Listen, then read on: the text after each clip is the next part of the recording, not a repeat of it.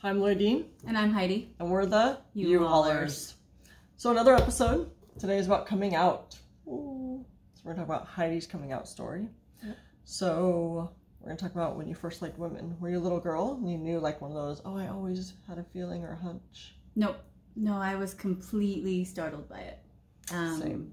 I was in my mid-20s and I was bartending and acting and etc. And I lived where? Minneapolis. Okay.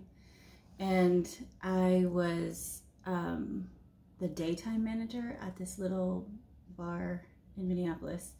And my boss, who was the owner, it was kind of a mom and pop shop, had told me that there was a person coming in to interview for a chef's position. All right. And she walked in in the middle of the afternoon, and for the first time in my life, like my mouth went dry. I was like, oh, hey, nice to meet you, and took off. Like just, I was like, I have something to do in the kitchen, and like left and went to find my boss. It's like you ran out just like you did on me, basically. It's my signature move. Got it. And I'm sure she was completely confused by what was happening because I was the daytime manager, and I'm just sure ran out. Yeah, and I was like, okay, I have something I have to do. Nice to meet you. And I went back and I told my boss, I was like, yeah, I'm not gonna be up there. And he was like, what's wrong with you? Like, why can't you just do your job? And I was like, yep, nope, done. Not doing that part of my job today. And so. And do you think he knew? Why? Oh no.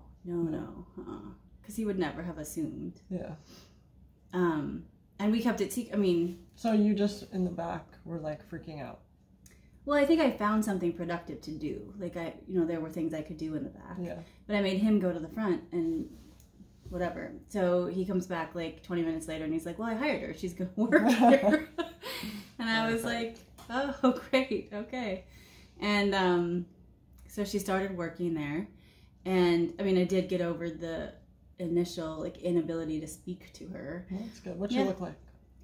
She was this tiny little blonde with big dreadlocks when she walked through the door. Oh. And then when she came back to work, which was like a couple days later, I guess she had been planning this, but which I knew later, but she had cut them all off. So she basically had a friend just grab her dreads and like, yeah. And so she came in with this like little pixie cut, and and she started working in the back, and I was one of 2 bartenders there, and so I worked with her probably 4 or 5 days a week. Wow.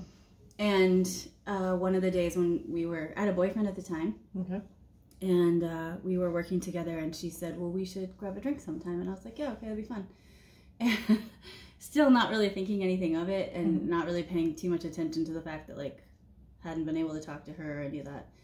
And then when we went out for a drink, she said, she's like, we should make out sometime, which also seems to just be a theme in my life.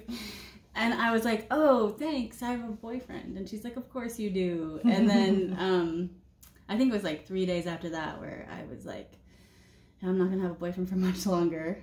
And so I left him, and about a week later we started dating. There you go. What's it with you that people like to just say, I'm going to make out with you? Well, I don't know that that's a question for me. That's more of a question for you. Yeah, I don't know. I mean, and again, I was... had never encountered this idea, right? And so during that week, which is not very long, but during that week's time, I spent a lot of time thinking about, what it meant, and if it was just this thing I was going to play at, or yeah, I mean, it was never just like, oh, this will be fun, and but I also never thought that it was going to be like how I would live my life, right? You didn't marry a woman and have No, kids. I thought it was just her.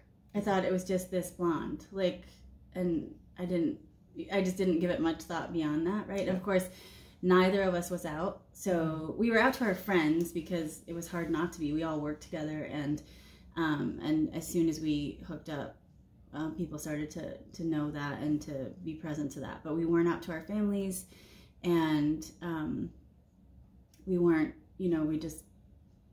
it just felt a little surreal, like we're doing this thing and it was very meaningful and I was completely in love with her, but it was still was just like, well, it's just her. Yeah. Like, this is just a her thing, you know?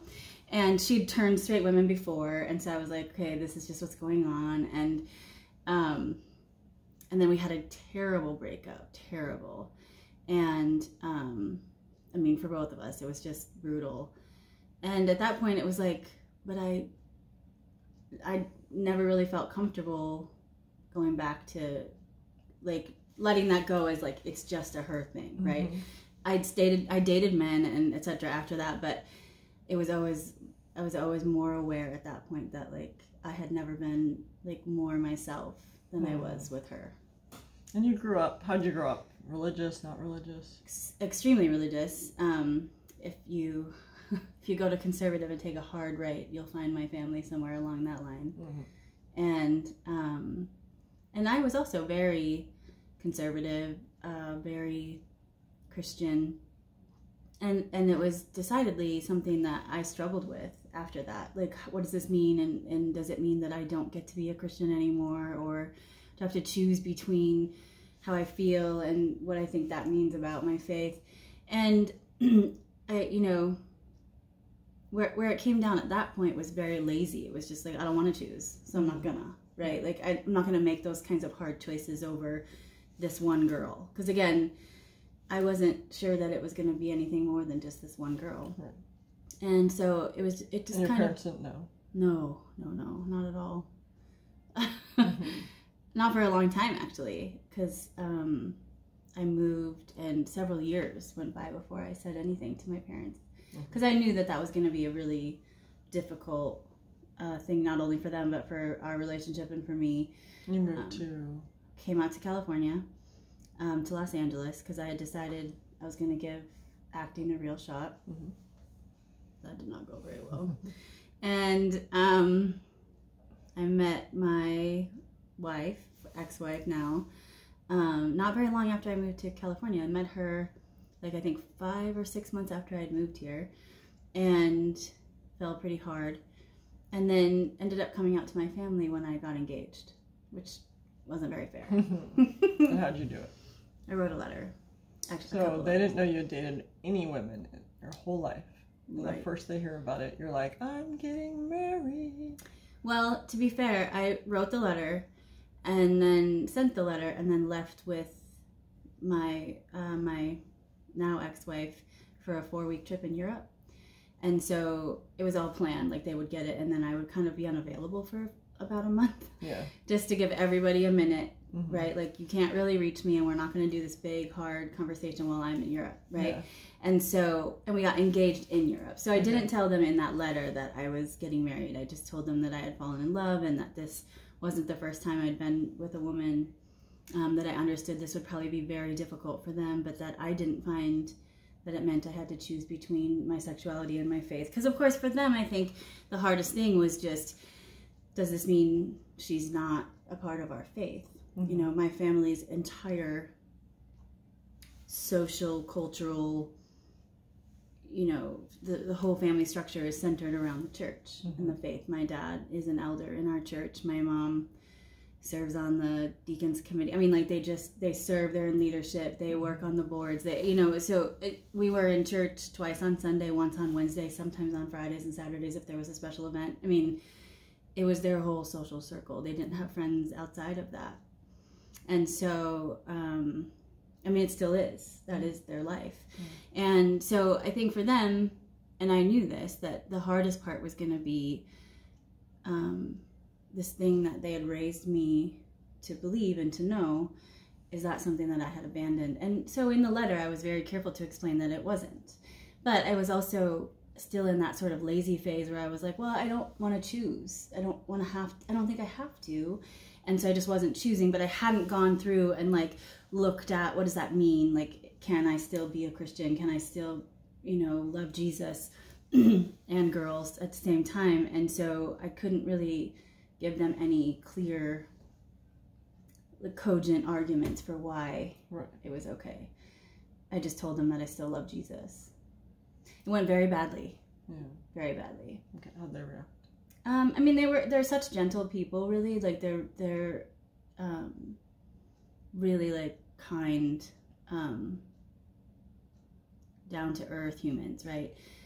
So they were heartbroken and devastated, and I think they tried really hard to be gentle with me, but they sent a whole bunch of literature about how I could not be gay, right? Yeah. Like the programs that can help you get out of it. Mm-hmm. And, you know, like there are Christian-based programs, right? Faith-based programs where you could pray your way into a different thing, like very clearly indicating that for them this was just an unacceptable choice. Mm-hmm. Not that it was something inside of me that I had to now navigate, right? But something that I was choosing to do to them. Mm-hmm. And they wanted me to choose something different. And now when you went to Europe, you weren't engaged. No. So what made you choose to write the letter then, since you hadn't that whole time? Did you think you were about to get engaged? Yeah, we were talking pretty seriously about a future, about being married, and I kind of expected to get engaged in Europe, but I didn't know if that was, I mean, we had been ring shopping, we'd talked through all of those kinds of things, but I didn't know if it was going to happen in Europe or not. Right. In fact, I knew she had the ring. I just didn't know if it was coming with us to Europe or whatever. And so we had been talking pretty seriously about that. And looking back now, do you see signs that you're like, oh, I didn't realize? So but I guess I'm pretty careful to understand that, like, I'm looking through a filter, right? Like I kind of want to make sense out of things that were in my past. So I had a lot of really close girlfriends, but there weren't any undercurrents of like a sexual nature of any kind. It was just that like I would be in this very committed friendship, right, with this one person, and that level of intimacy, that level of friendship intimacy was different than, you know, greater than it might be for other straight women, I think. Mm-hmm. I don't know though. I mean, because it was just my experience with friendship, and so I'm careful to not assign too much to that, because I think I want to find that in my past, right? And because, you know, it is an unusual coming out story in that, like, I just didn't have any indication, right? Even as people found out, there were a few things people would say, like, well, it makes sense because you've never wanted any male attention, or, you know, you do things to dress to keep certain kinds of attention away, right? Those kinds of things. But that was more what people said, not oh yeah, I could always tell because of your relationships with women, or those kinds of things. So I mean, I definitely was more comfortable in my skin after I came out. Like I was much more at ease with who I am, because I finally felt like I was, you know, me. Yeah. But I really, you know, I don't know that any of what I experienced in my like college years or anything could have given me any kind of clues or hints, really. I mean, I dated men. Right. Seriously.